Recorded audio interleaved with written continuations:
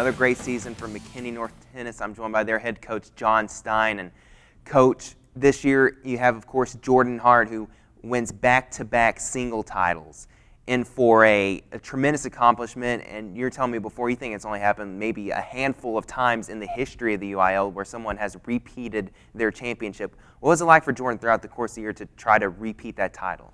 You know, Tyler, he's a very driven kid, and so I think once he stepped off the court in 2012 with a championship, I think he liked the way it felt. I think he, took on that, this is mine, I'm going to protect it, I'm going to go through a whole season, and I want to repeat.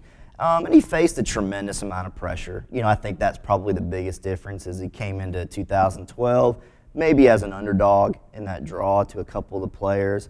And then this year, going down there to Austin, he was definitely on paper the favorite to win. And so you're dealing with that added pressure, or that that bullseye target. And whenever we'd play a team match or we'd go to a tournament, whether it be 4A, 5A, 3A, everybody was, they knew he was the state champion, and they were gunning for him. So he had to play his best all the time.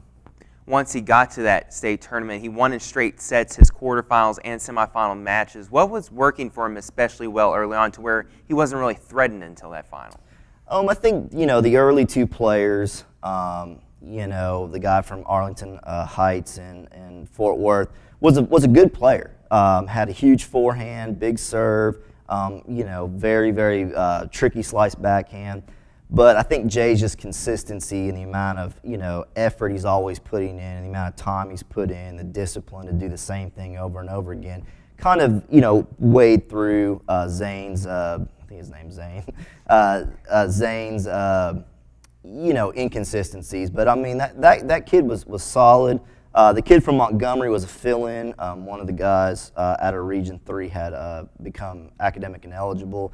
So we didn't know a lot about him. He had been there in doubles a couple times, and he was a solid player. He could hit the ball, really well.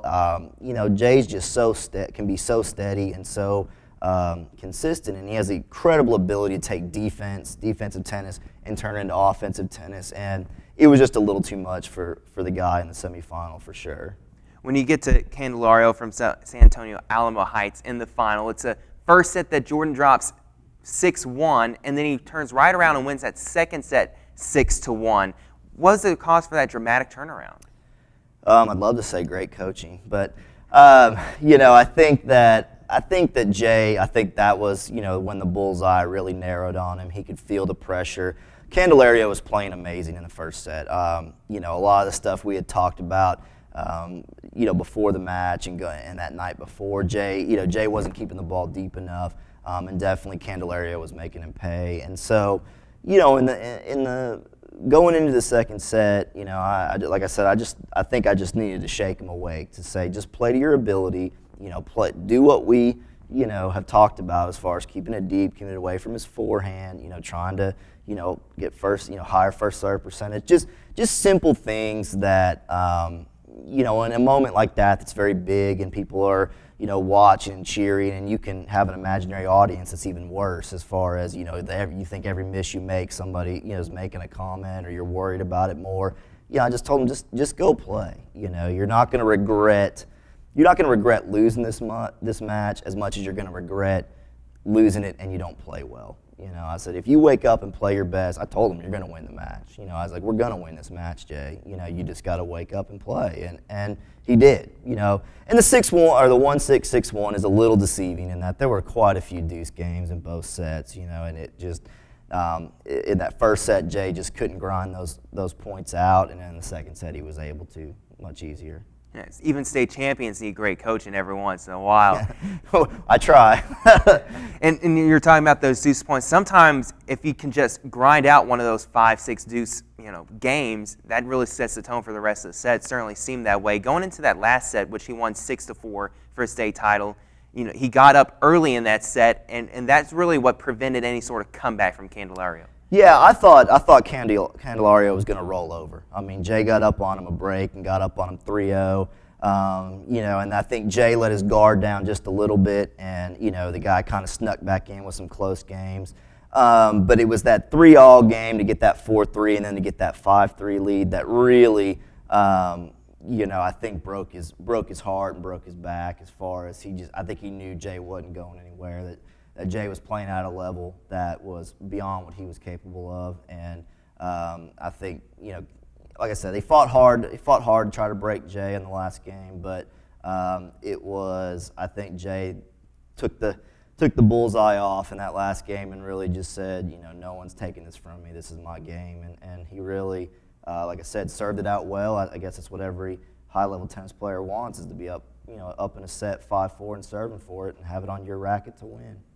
And paint the picture for me, if you will, of the emotion for Jay winning that state title, the moment it happens, and then you as a coach, what was the scene like?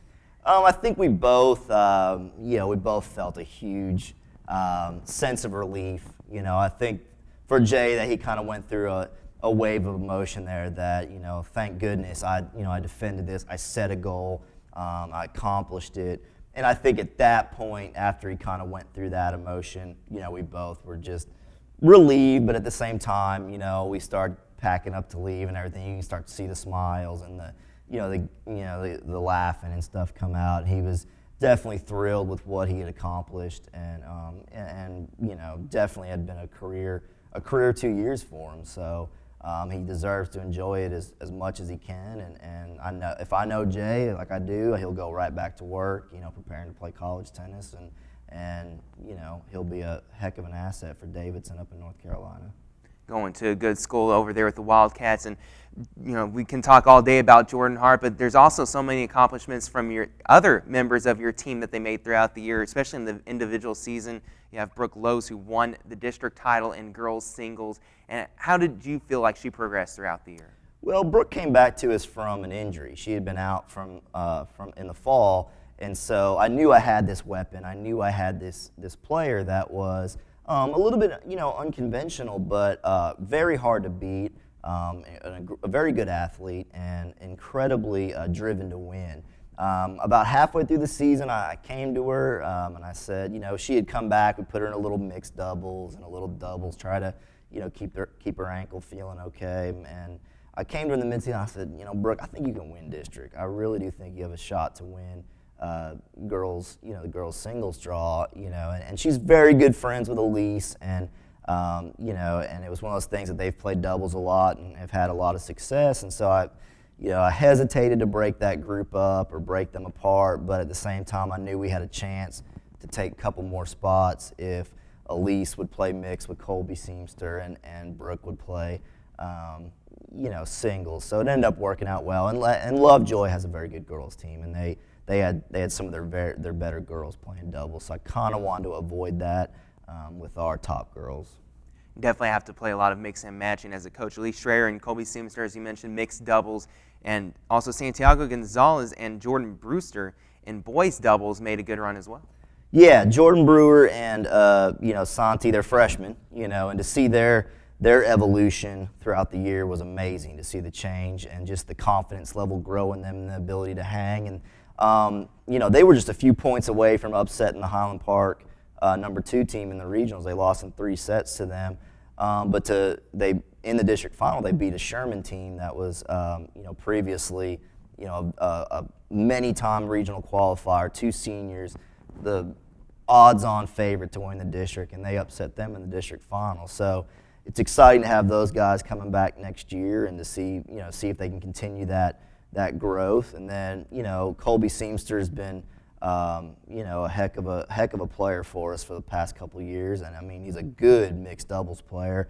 It takes a little bit different angles and a little bit different movement for that, and I think Elise, sometimes with Elise, she's so competitive that the harder the balls get hit at her, the better she does, and so I knew we had a shot with them as well, and they ended up getting 4th in the region as well and had a really good run. So. We've been doing this a long time at McKinney North, and that's the first time we actually won 4 of the 5 individual draws in district. So all the finals we got to, we won, which was really impressive and a tribute to how hard these kids work on a daily basis. So I was really proud of them all. and some great finishes in regional, as you mentioned. Of course, it's a tough region when you have Highland Park in there, your old district foe. And I've heard through the paper they're one of the greatest sport dynasties in high school sports, Highland Park tennis. And even when I played tennis a few years ago in high school, about 5 years ago or so, Highland Park was the main guys. What's it going to take for this McKinney North program to be the one to break up that Highland Park dynasty? How do you do it? I guess you could hope for a lot of ineligibility down there, but they are, and Dan Holden and Tyler Jimenez down there do a great job, and we enjoy playing them, and I know they enjoy playing us. It's just about getting the kids of McKinney involved in tennis early enough to compete. We've had individuals that have come through that have put the work in, like a Jordan Hart who's put the work in since 4th, 5th grade. The Brandon Floreses, the Colby Seamsters, the guys that have been doing it for a large majority of their life, and that's, if we get enough of those people, enough of those type of kids that are doing it, and it's a full-time commitment for them, and they're playing USTA and all this kind of stuff, then we're going to have a good run at them. We've pushed them. We've pushed them in individual matches all the time. I know after being in a district with us, although people thought it was a death sentence, I think it was one of the best things that ever happened to our program, in that we saw them on a regular basis. We played them 3 times last year, or in the fall previous. And, our kids just became not scared of them. And they weren't like, oh my gosh, it says Highland Park on the front of their shirt, And we kind of got past some of that. They still have a lot of mystique and a lot of tradition, and they just believe in their hearts they're not going to lose. And they're an impressive group, But like I said, I think over the years that we've been here, we've been doing this, we're getting closer, and we're getting closer, and we're getting closer, and hopefully we'll have a breakthrough, eventually. But can't take anything away from those guys. They work really hard down there, and we're set up to play them again next year. And like I said, we enjoy it, and great coaches down there, and they know who we are, and that's kind of was my goal coming in when we were in 4A. Just let's let Highland Park know who we are, and make sure they know, hey, you got somebody 30 miles north of you that's coming for you for sure. I always like to throw a fun question in there with some of the coaches, especially that relates to the sport in general. And in tennis, so much when we watch on television, especially with the girls, you hear the shrieking all the time, the 110 decibel shrieks that happen. And with the guys, occasionally we'll get a guy like Federer that for the most part is, very workmanlike, doesn't really say a whole lot during the match. But then you'll get a guy like Djokovic that will kind of really yell and try and show off the muscles and stuff when he's looking over at his opponents after a winner on the other side of the court. What do you as a coach tell your players about? Do you want them to show some of that, positive attitude while they're on the court, or do you want them to be a little bit more reserved and not really show that emotion? Oh, Tyler, absolutely. I think that there's a time and place for it. I think, in a gentleman's sport like tennis, I think there's, you can take it too far one way or the other, but sometimes it's the best just to let them have that one, yell out, and let them be calm after that. Let them get the nerves out or the negative energy out, or but most importantly, I tell them to be themselves. It's not, people can, you talk about the screeching, all this different stuff. There's a lot of weird tics out there in tennis players. I mean, it is an individual sport, and it's kind of a lonely sport unless you play on a team. And so you might have a weird tic or some kind of weird thing that you want to do, but, if you win matches, believe me, no one's going to make fun of you, and so we spend a lot of time on, trying to keep your positive energy, make yourself look, no matter if you're won the point or lost the point, or it's a big point or not a big point, don't let your opponent read your emotions is the biggest thing I teach, or I want to teach, is that, if you're going to be fired up most of the match. Don't show your opponent I've got this guy. Or if you're going to be quiet and very, machine-like, then just be that way the whole match. Don't try to be something you're not, because your game is going to reflect your personality. And it's at that level, it's kind of an art form. Tennis is. Are there a lot of racket breakings on your team? A lot of slamming the rackets against the asphalt in matches, or no? We try to keep that to a minimum. We do have, it has happened. It has happened, and sorry to those parents that have to buy those new rackets. But Sometimes it's something that, is a necessary, thing. But unlike the John McEnroes of the world, I mean, very few people play well angry. And so it's best to get it out of you and then, get back to work and realize you got to win the point in front of you. You can't go back and play something, or change something that happened in a previous point. You just got to play the point in front of you.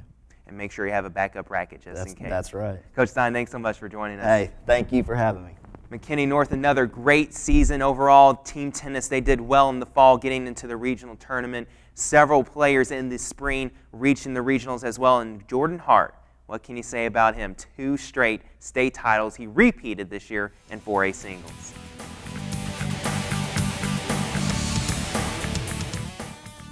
Wow, that was another fantastic episode of Sports Talk. Thanks to all the tennis coaches for stopping by. Baseball season has come to a close at McKinney ISD. McKinney High were swept by Rockwall this past weekend, and the #1 ranked 4A area team, McKinney North, lost a 1-game playoff to Waxahachie 1-0. However, McKinney Boyd is still going strong in softball, defeating Rockwall to reach the regional semifinals against the Woodlands later this week. We also want to recognize a couple of silver medalists from the state track meet this past weekend. John Ford won silver in the discus throw for McKinney North, and Aaliyah Miller won silver in the 800 meters, just 0.7 of a second behind first place. We'll finish out the last 2 weeks of Sports Talk with girls and boys golf. Until then, from all of us here at Sports Talk, I'm Tyler Sloan. Have a great week.